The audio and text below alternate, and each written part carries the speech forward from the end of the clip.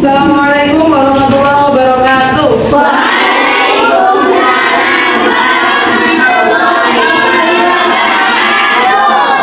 Selamat pagi semua. Pagi. Gimana kabarnya? Alhamdulillah.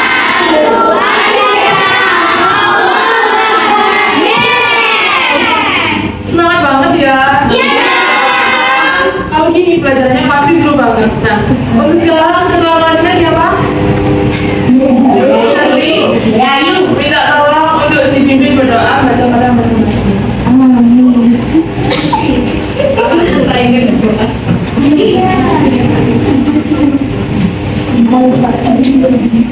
Doa mulai Al-Fatihah.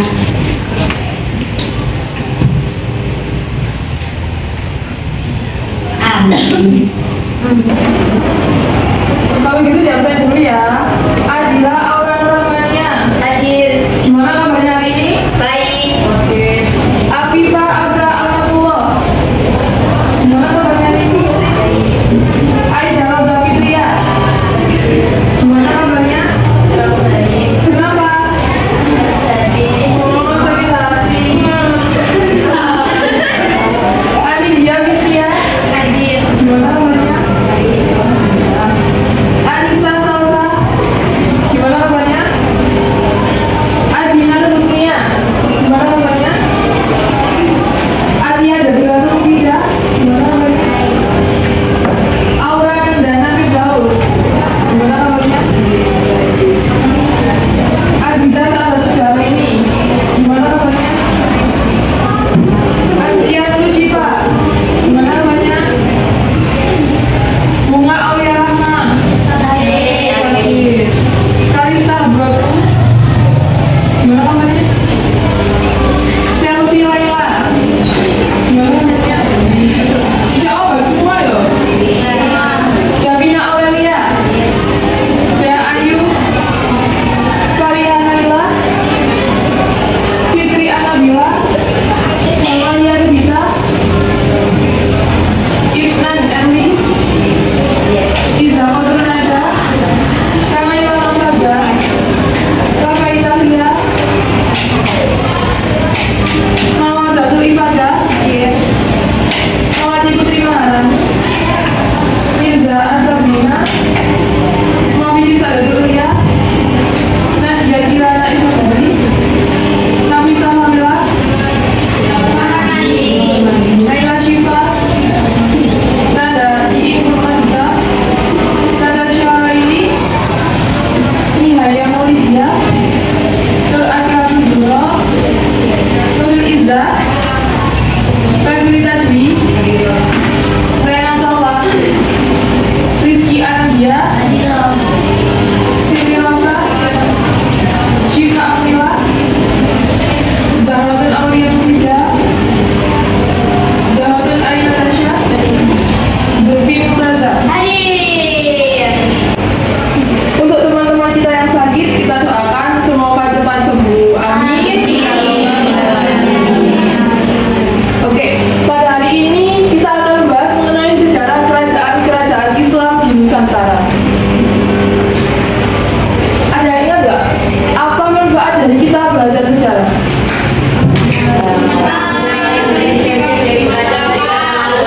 Ada masa lampau, terus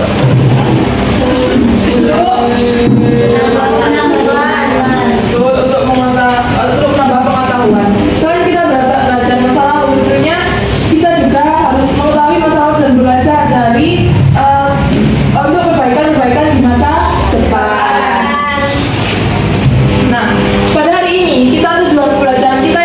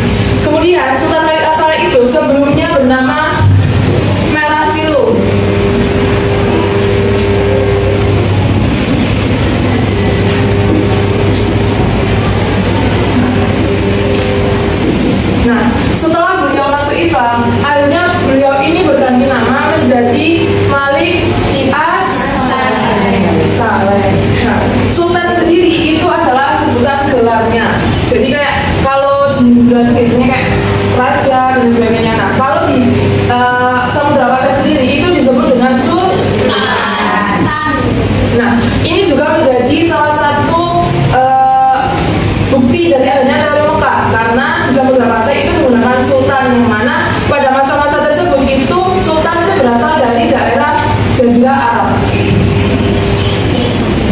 Nah, menurut catatan, Merah Silu sendiri itu adalah dulunya itu semacam kepala dusun, semacam seperti itu. Nah, akhirnya menjadi raja pada Samudra Pasai.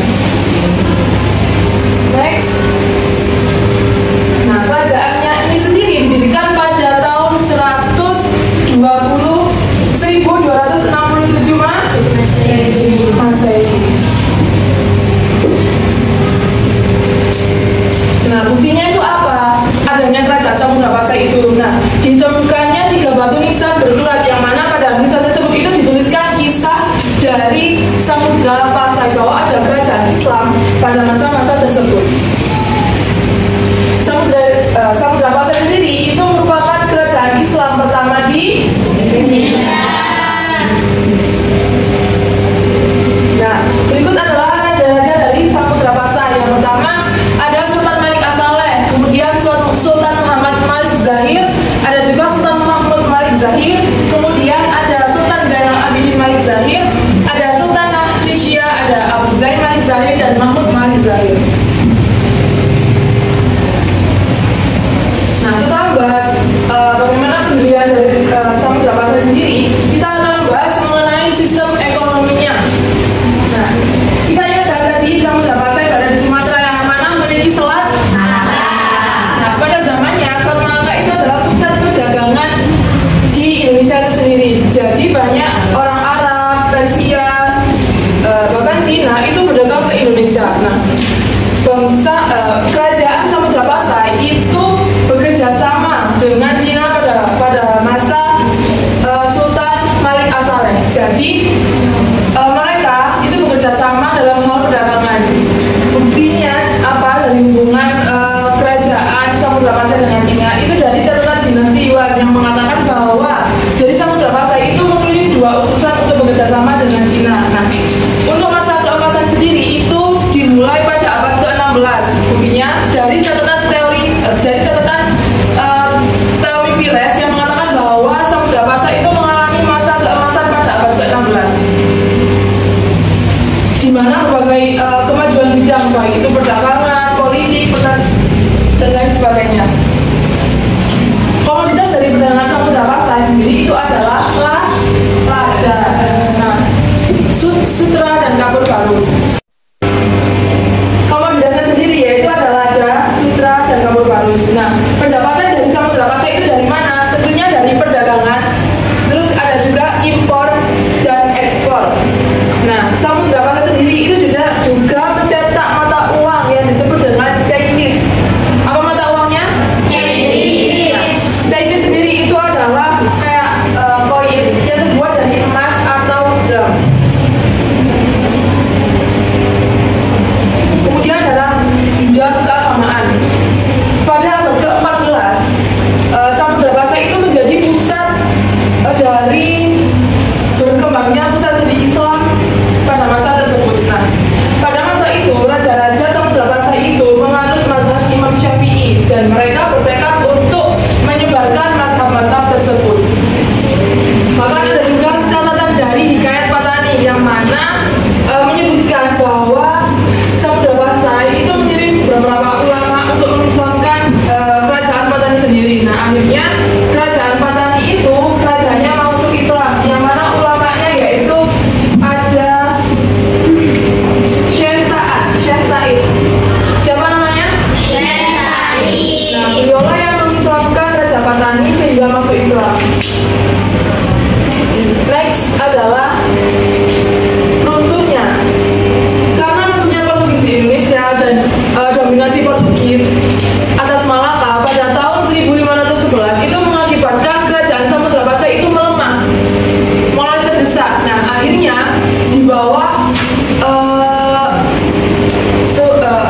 Mugayat Shah, di mana itu adalah raja pada Aceh Darussalam, itu berhasil merebut Samudra Pasai pada tahun 1512.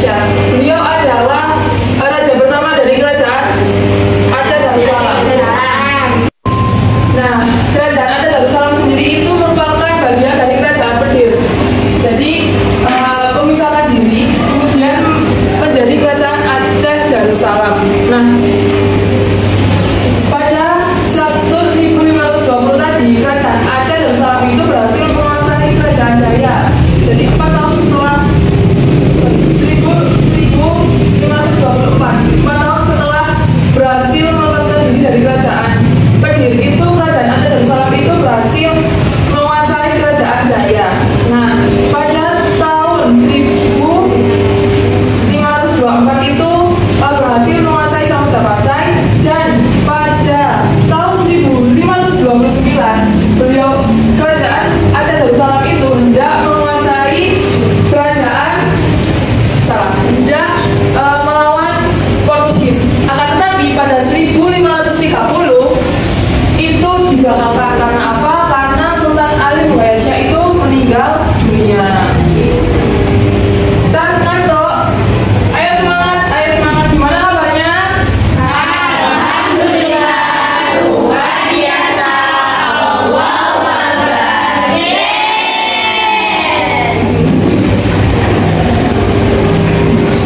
Nah, masa keemasan Aceh sendiri itu pada masa Sultan Iskandar Muda, di mana pada saat tersebut Aceh Darussalam itu mengalami banyak sekali kemajuan, baik itu perdagangan dan lain sebagainya. Nah, perekonomian utama kerajaan Aceh adalah perdagangan, terutama komoditas utamanya adalah lada.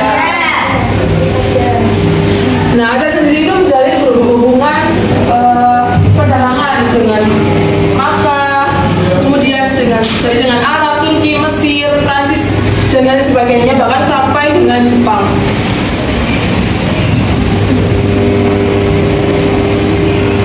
Dari sini ada yang ditanyakan, atau mungkin kakak yang tanya. Tadi pendiri dari Samudra Pasai siapa? Oh, kemudian raja pertama dari kerajaan Aceh Darussalam siapa? Pertanyaan berikutnya yaitu kita akan membahas mengenai kerajaan Islam di Jawa Timur. Kita ketahui bersama bahwa Islam itu juga menyebar di Pulau Jawa, dengan buktinya yaitu ada makam Fatimah binti Maimudi. Jadi itu adalah salah satu bukti bahwa pada abad ke-11 itu agama Islam itu masuk ke Jawa Timur, dengan buktinya yang di Gresik itu tadi, dan juga ada makam dari Maulana Malik Ibrahim yang menjadi bukti bahwa agama Islam itu menyebar sampai dengan ke Jawa Timur. Nah, mengenai kerajaan-kerajaannya, yang pertama kita bahas yaitu kerajaan Demak. Kerajaan Demak. Kerajaan Demak sendiri itu diperkirakan ada pada tahun 1500 Masehi, dengan raja yang pertama yaitu Raden Fatah, yang mana Raden Fatah sendiri itu merupakan keturunan dari Majapahit. Dicatat bahwa pada catatan-catatan itu Raden Fatah itu keturunan langsung dari Brawijaya kelima. Nah, di bawah pemerintahan Raden Fatah, Demak itu berkembang dengan cepat karena memiliki luasnya daerah pertanian yang menghasilkan bahan pangan pokok utama, di mana itu adalah beras. Jadi kalau daerah-daerah Jawa Timur kebanyakan itu agraris atau pertanian, tapi Demak itu juga agraris maritim, di mana jalur perdagangannya itu sempat maju karena Malaka itu sempat dikuasai oleh Portugis, sehingga masyarakat pada zaman tersebut yang menolak Portugis itu berpindah ke pelabuhan-pelabuhan di Demak, sehingga perdagangan di Demak itu sempat menjadi pelabuhan transit untuk perdagangan. Nah, pada masa pemerintahan Raden Fatah, kekuasaan dari kerajaan Demak itu berkembang sampai Jepara, Tuban, Sedayu, Palembang, Jambi, dan beberapa daerah-daerah lainnya. Nah, selain dari perdagangannya yang maju, kerajaan Demak sendiri itu maju juga dalam bidang keagamaannya, di mana adanya penyebar agama Islam yang sangat terkenal yaitu Sunan Gresik. Nah, itu menjadi salah satu bukti bahwa penyebaran agama Islam, keagamaan di kerajaan Demak itu cukup maju. Nah, berikut adalah raja-raja dari kerajaan Demak. Yang pertama ada Sultan Alam Akbar Al-Fatah atau yang disebut Raden Fatah tadi. Kemudian ada Adibagi Unus, kemudian ada Sultan Tenggana, dan juga ada Sultan Haji Wijaya.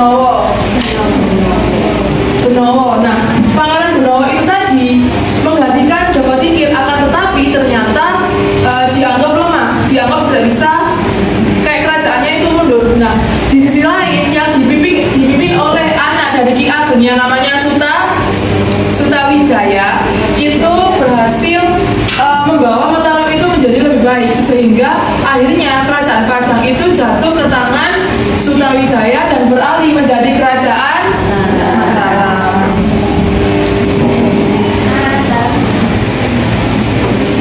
Nah, setelah dari Sutawijaya tadi, masa keemasan dari Mataram itu adalah pada masa Sultan Agung, di mana berhasil memperluas wilayah-wilayahnya ke berbagai daerah seperti Surabaya, Pasuruan, Tuban, dan lain sebagainya. Nah, Mataram itu berkembang menjadi agraris atau kerajaan yang berfokus pada pertanian, di mana pada masa-masa tersebut itu menjadi lumbung padi utama di daerah Jawa pada abad ke-17.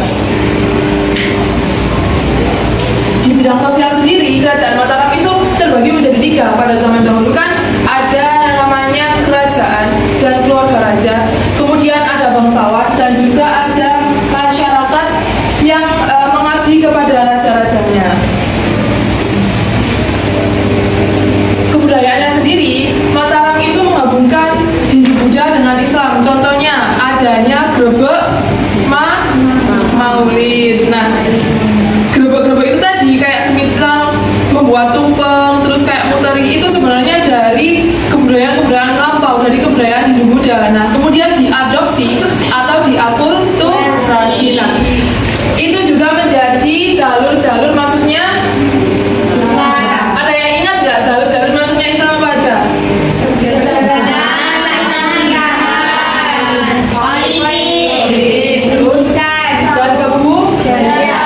Nah, kebudayaan itu ya dari akulturasi tadi tersebut. Kemudian runtuhnya kerajaan Mataram. Nah, runtuhnya kerajaan Mataram itu karena setelah Sultan Agung itu digantikan dengan putranya yaitu Amangkurat I, di mana beliau ini dikenal sebagai seorang raja yang lemah, kejam, dan sering bertindak seenaknya. Jadi berbeda banget dengan Sultan Agung yang membawa masa kejayaan, justru putranya ini membawa masa kehancuran. Kemudian akhirnya karena pengaruh VOC pada zaman-zaman tersebut, akhirnya kerajaan Mataram itu semakin melemah, dan hingga kerajaan Mataram itu terbagi menjadi 2 wilayah yang berdasarkan perjanjian Biati pada tahun 1755, di mana sebelah barat menjadi Kesultanan Yogyakarta, kemudian di sebelah timur menjadi Kesultanan Surakarta. Dari sini ada yang mau ditanyakan? Nggak ada. Oke, kalau gitu kakak yang tanya. Kerajaan Demak tadi didirikan oleh Raden. Kemudian kerajaan Pajang tadi rajanya siapa namanya? Kemudian kerajaan Mataram tadi siapa? Sultan Hadiwijaya. Yang kemudian dilanjutkan oleh anaknya Ki Ageng yang namanya Sultan Soekarno kan Sutawijaya, betul. Oke, yang berikutnya yaitu Kesultanan Banten.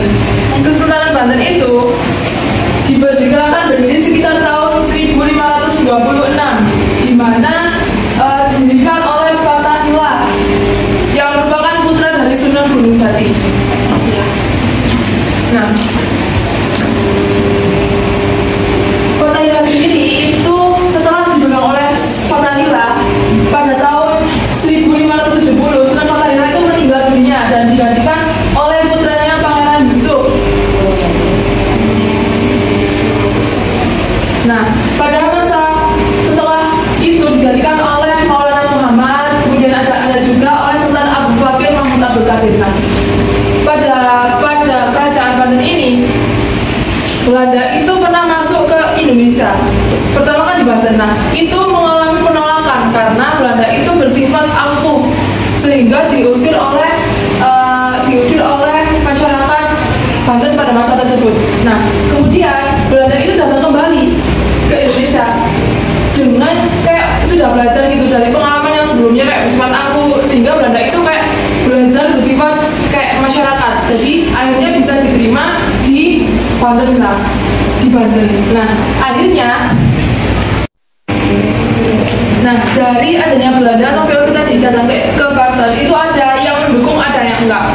Sultan Ageng Tirtayasa itu menolak adanya VOC di Banten. Kemudian dari Sultan Haji itu justru menerima. Nah, Belanda memanfaatkan situasi ini sehingga Sultan Ageng itu turun tahta dan diganti dengan Sultan Haji yang akhirnya itu mengakhiri kekuasaan dari Sultan Ageng itu tadi.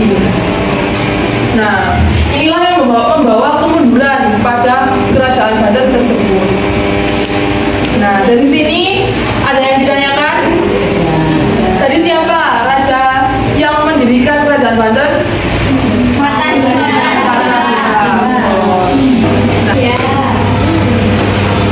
Oke, karena kan kalian kayaknya udah paham nih mengenai materi-materi yang Ibu jelaskan tadi. Kalau gitu akan Ibu bagi menjadi 8 kelompok. Jadi 1, 2, 3, 4 dilanjut dengan belakangnya. Jadi kayak saat ini dibagi 2, oke? Jadi kan nanti ada 8. Ada 8 kelompok. 3 meja, 2 meja, paham ya? 3 meja, yang pertama kelompok 1, kemudian yang 2 meja belakang kelompok 2, kelompok 3, kelompok 4, kelompok 5, kelompok 6, kelompok 7, kelompok 8, oke? Oke. Nah, gamenya apa nih? Jadi gamenya itu ular tangga. Nanti kalian bisa memilih salah satu orang-orang ini. Entah siapa yang kelompok 1 milih yang ini, kelompok 2 milih yang ini. Nah, nanti akan ada ular tangga. Nah, masing-masing ini ada pertanyaan-pertanyaan yang harus kalian jawab. Nah, kelompok yang bisa menjawab dan poin tertinggi hingga sampai ke sana, poinnya tertinggi nanti akan dapat hadiah dari Ibu. Nah, untuk yang kalah nanti bisa nih menjelaskan materi yang tadi dijelaskan. Jadi kalian merangkum apa sih yang tadi dibahas pada pagi hari ini, oke? Perwakilan dari kelompok 1 sampai 8 mohon maju ke depan.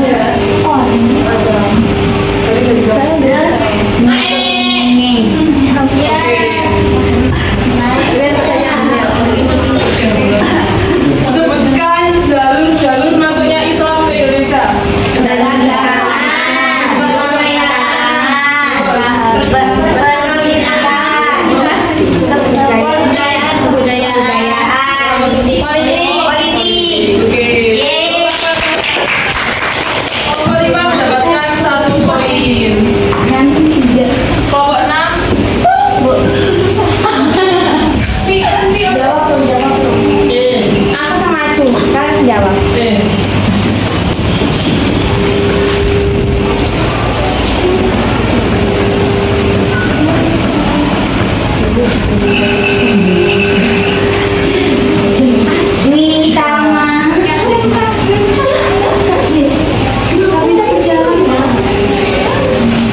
Sebutkan jalur-jalur masuknya Islam ke Indonesia. Tadi udah jawab ini, ayo.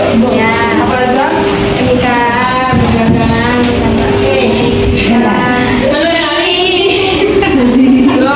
Terus politik, kebudayaan, politik. oh, tepuk tangan semuanya.